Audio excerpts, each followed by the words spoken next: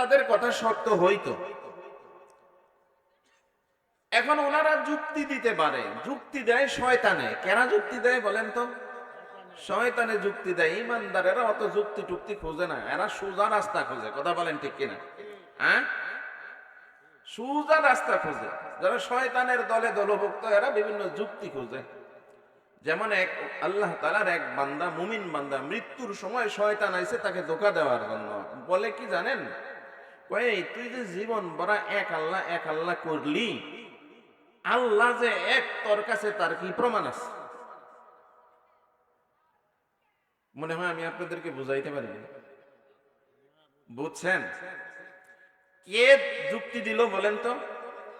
শয়তান এসে যুক্তি দিল, তুই জীবনটা বড়ই যে এক আল্লাহ করলি, লা ইলাহা ইল্লাল্লাহ মানে এক আল্লাহ, আল্লাহ ছাড়া আর কোনো মাবুদ নাই। তোর আল্লাহ যে এক, তার কি প্রমাণ তোর কাছে আছে? এখন ও একটা প্রমাণ দেয়, আল্লাহু লা ইলাহা ইল্লাহু আল হাইয়ুল কাইয়্যুম লা তাখুযুহু সিনাতুন ওয়ালা নাওম। আল্লাহর বান্দা, মুমিন বান্দা একটা কইরা যুক্তি দাঁড় করায়। আপনারা বলেন তো দেখি, শয়তানের কাছে যুক্তি কম না বেশি? আওয়াজ দিয়েন একটু। আপনাকে এখানে আলহামদুলিল্লাহ ওয়াজের ময়দান তো মোটামুটি 15-16 বছর হইয়া গেল। আপনাদের এখানে নতুন, ঠিক না? আপনাদের এখানে নতুন। গতকালকেও প্রোগ্রাম ছিল ঢাকা আশুলিয়া, অনেক বড় প্রোগ্রাম ছিল, অনেক হাজার হাজার ওলামায়ে কেরামের সমাবেশ ছিল। তার আগে প্রোগ্রাম ছিল মানিকগঞ্জ, ওই যে আমার খালা মমতাজ খালা আছে না, হ্যাঁ, মমতা খালা, যিনি সিয়াসাত্তার হাফেজ, বুখারী মুসলিম তিরমিজি আবু দাউদ নাসাই সব বলে তার মুখস্থ। এখন সব প্যাকেট করে নিয়ে জেলখানায় বয়ে রয়েছে। তো ওনার বাড়ির পাশেই মাহফিল ছিল। আল্লাহ তাআলা আপনাদের নেক দোয়ায় সারা দেশেই আল্লাহ তাআলা ঘুরায়। আপনাদের এখানে নতুন। তো বলার উদ্দেশ্য কি, আমি আপনাদের পাশের এলাকারই মানুষ, ঠিক না? সম্পর্কের দিক দিয়ে সবাই আমার আপনারা আত্মীয়, ভাই, চাচা, বেটা, ভাতিজা, দাদা, এইগুলাই তো হবে না। ওই যে পিসা বলতেছে, তুমি আমার নাতি লাগো, তুমি আমার নাতি লাগো, ভালো লাগলো খুব শুই না। তো যাই হোক, আমি আসছি, যদিও আজকেও আমি আসছি, সে ঢাকা থেকেই আসছি। এখন আমার বাড়ি শাপলাপাড়া। আমি কথা যা বলবো শাপলাপাড়ার কোনো কথা বলবো না, কোরআন ও হাদিস থেকে রেফারেন্স দিয়ে যুক্তি দিয়ে কথা বলার চেষ্টা করবো। এই জন্য কথাগুলো আপনারা কে বলে ওইটা দেখার বিষয় না। এটা নুরুজ্জামান বলে, হাশেমের ছেলে, জনমেশের নাতিন বলে, শাপলাপাড়ার হুজুর বলে, মূলত এটা দেখার বিষয় না। বলে কি, এটা হলো শোনার বিষয়। কথা বলেন ঠিক কিনা? বোঝার বিষয় হলো উনি বলেন কি।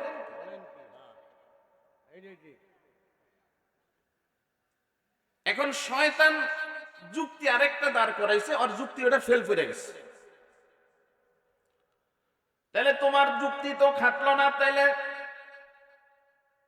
আর কি প্রমাণ তোমার কাছে আছে? আর কি প্রমাণ তোমার কাছে আছে? আরেকটা প্রমাণ দাও।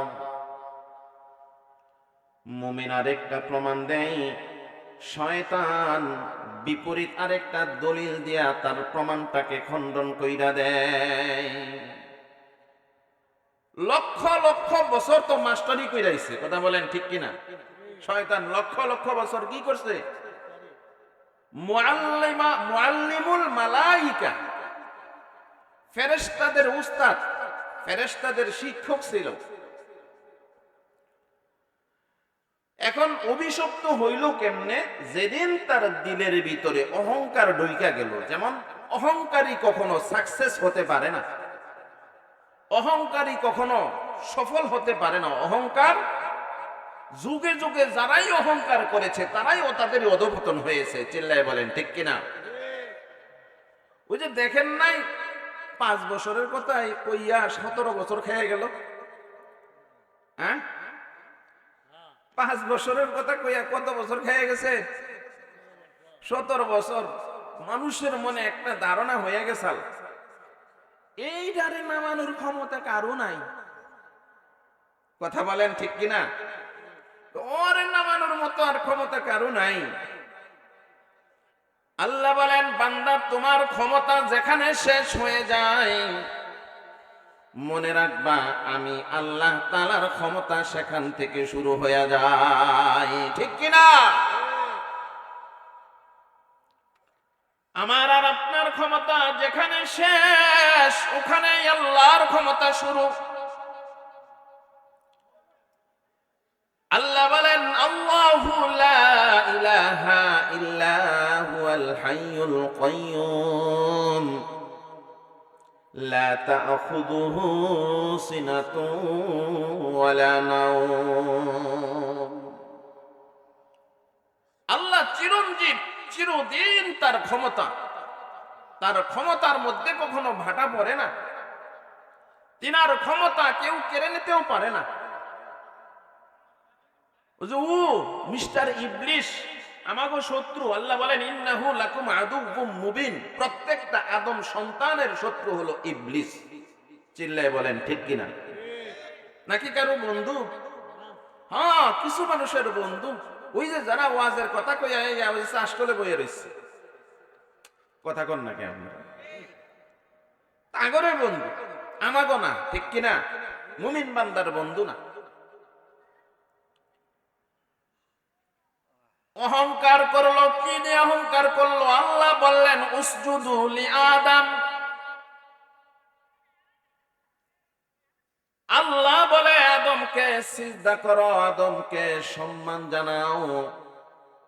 ফাসাজাদু, সবাই করে, সবাই দেয়, ইল্লা, তারে সারা। বলেন তো তারে বলতে কারে বুঝায়? বুঝে নাই গো। শয়তানকে বুঝায়। কাকে বুঝায়? আল্লাহ বলেন সবাই সেজদা করলো, ইল্লা, তারে সারা, মানে ওরে সারা, বেদব তারে সারা, ইবলিস, ইবলিস ব্যতীত। আল্লাহ বলেন, কে তোকে বাধা দিল সিজদা দেওয়া থেকে? কে তোকে ফিরায়? সিনারা টান টান কইরা, আরেক দিকে মুখটারে বাঁকা কইরা। অহংকার মানুষ, অহংকারী মানুষ। কিছু কিছু মানুষ আমাদের সমাজের ভিতরে অহংকার নিয়ে ভরপুর থাকে। অনেক সময় দেখা যায় গরিব মানুষ, সরল সরল মানুষ, গৃহস্থ মানুষ, খেটে খাওয়া মানুষ, একটু নেতা টেতা হয়েছে, কিংবা একটু মেম্বার টেম্বার হয়েছে, বা অন্য কিছু একটু ক্ষমতা পাইছে, টাকা পয়সা হয়েছে, সম্মান করে কেউ যদি তাকে সালাম দেয়, মুখ বাঁকা করে আরেক দিকে ঘুরে বয়ে থাকে, সালামের উত্তরটা পর্যন্ত দেয় না। আছে না নাই? সালামের উত্তরটা পর্যন্ত দেয় না। গরিব মানুষ দেখলেন নাক ছিটকায়, নাক ছিটকায়। কৃষক শ্রমিকদেরকে দেখলেন নাক ছিটকায়, আবার তাদের কাছে আইসায় পাও হাতায়, তাদের কাছে আবার দোয়ায়।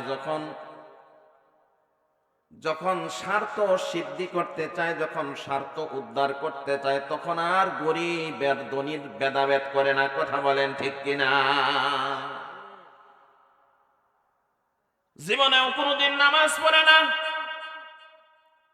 যখন স্বার্থ উদ্ধার করতে চায়, আরে টুপি গাইরা মাথায় দিয়ে আবার লাল রুমাল পয়রা, অনেক সময় বিরাও পয়রা থাকে। কথা বলেন ঠিক কিনা? বলেন তো শুনি, এটা কি সত্যিকার অর্থে আল্লাহকে ভালোবাসা, রসুলকে ভালোবাসা এই ভেষ ধরছে, নাকি ওর স্বার্থ উদ্ধার করার জন্য এই ভেষ ধরেছে? রাগ করলেন আপনারা?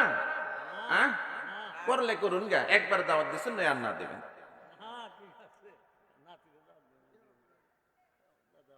তো শয়তান আরেক দিকে ঘুইরা মুখটারে বাঁকা কইরা রইল। আল্লাহ বলেন, এই বেদব, কোন জিনিস তোকে বাধা দিল? গুতুর গুতুর কইনা কই মানে খৈরুম মিন। কিছু আছে না গুতগুতে না, ডকের স্বভাব আছে না কিছু, প্রকাশ্যেও বলতে পারে না, নাকের ভিতরে রেখে কয় আনা খৈরুম মিন। ফুললে আরেক ডক হয়েছে আনা খৈরুম মিন, আমি তো ওর সাথে বালা। আওয়াজ দিয়া বলেন, কে ভালো কে খারাপ জানে কে? আওয়াজ দিয়ে বলেন, জানে কে? আল্লাহ জানে। ও বলে আনা খায়রুম মিন, আমি ওর চাইতে ভালো। আল্লাহ প্রশ্ন করেন, কেমনে তুই ভালো হইলি? সে জবাব দেয়, খালাকতানি মিন নার ওয়া খালাকতাহু মিন তিন। মাওলা, তুমি আমারে বানাইছো আগুন দ্বারা, শয়তান আগুনের তৈরি, জিন্নাত হলো আগুনের তৈরি, আর আদম হলো কিসের তৈরি? সবাই বলেন, সন্দেহ আছে? আনা খায়রুম মিন, কয় কেমনে? খালাকতানি মিন নার ওয়া খালাকতাহু মিন তিন, ওরে বানাইছো মাটি দ্বারা, আমারে বানাইছো আগুন দিয়া। আগুনের স্বভাব হলো উপরের দিকে যাওয়ার, মাটির স্বভাব হলো যত উপর থেকে ছেড়ে দেওয়া হোক না কেন উপরের দিকে যায় নাকি নিচের দিকে যায়? বিমান থেকে যদি একটা মাটি দিলা, একটা মাটির টুকরা, একটা ইট ছেড়ে দেওয়া হয়, উপরের দিকে যাবে না নিচের দিকে যাবে? ওর স্বভাব হলো নিচে থাকা, আমার স্বভাব হলো উপরে থাকা।